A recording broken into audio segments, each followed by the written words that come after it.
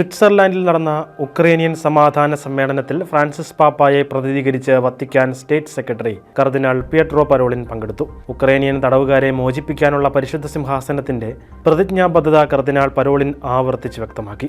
June 15-നും 16-നും ഇടയിൽ സ്വിസ് കോൺഫെഡറേഷന്റെ പ്രസിഡന്റ് വിയോള ആംഹർഡിന്റെയും ഉക്രേനിയൻ പ്രസിഡന്റ് വ്ളാഡിമിർ സെലൻസ്കിയുടെയും സംയുക്ത ക്ഷണം സ്വീകരിച്ച ശേഷമായിരുന്നു പരിശുദ്ധ സിംഹാസനത്തിന്റെ പ്രതിനിധിയായി കർദിനാൾ പരോളിൻ പങ്കെടുത്തത്.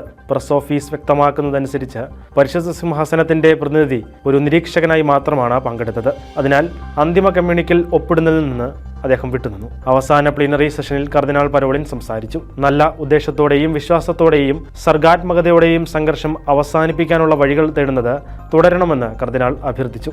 അതുപോലെ പരിശുദ്ധ പിതാവിന്റെ സമാധാനത്തിനായി നിരവധി തവണ ആഹ്വാനം ചെയ്തത് കർദിനാൾ അനുസ്മരിച്ചു.